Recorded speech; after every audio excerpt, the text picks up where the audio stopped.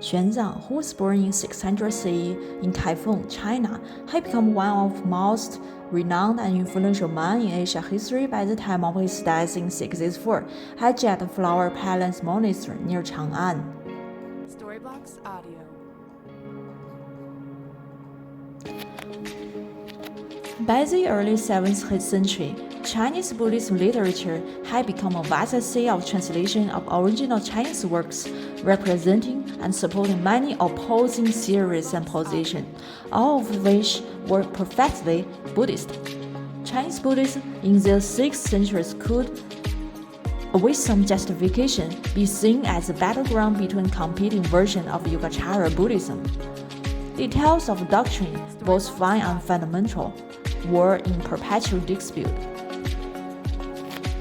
While still quite young, Xuanzang studied and mastered much of available Buddhism literature. He was giving lectures to assembly of monks by the age of 13. The Sui dynasty was collapsing, famine and war was spreading death and uncertainty throughout many parts of China, so numerous leading Buddhism scholars and their students converged on Chang'an, the capital of the emerging Tang dynasty, where they received support and could practice and teaching with relative security. Xuanzang too went to Chang'an, and after studying with several prominent teachers, gained a reputation of great erudition and original thinking.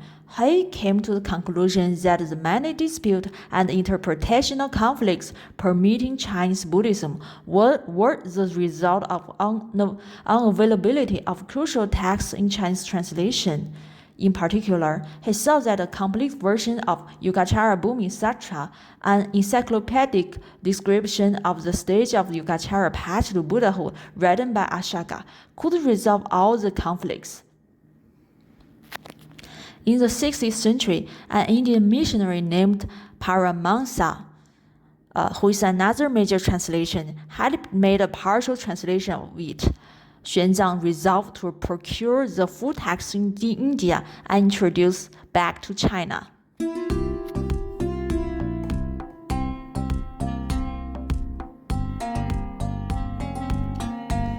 Despite the emperor's refusal to grant Xuanzang permission to travel, he left nonetheless, encountering many hardships along the way as he crossed mountains and desert, faced starvation and murderous robbers, finally arriving nearly a year later in India.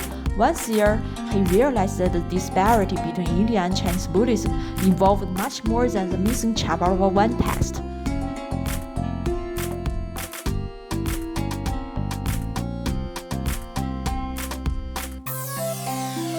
For over a century, Indian Buddhists had become captivated by Dignaga logic, but even though some of Dignaga treatises had been translated, which has become an integral part of all India's formal Buddhism, was still unknown in China.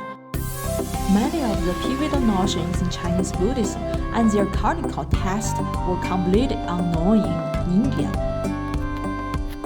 Xuanzang spent many years studying with India's most illustrious Buddhist teachers, visiting holy sites and debating various advocates of Buddhist and non-Buddhist doctrines, defeating all of them and gaining a reputation as a fierce debater.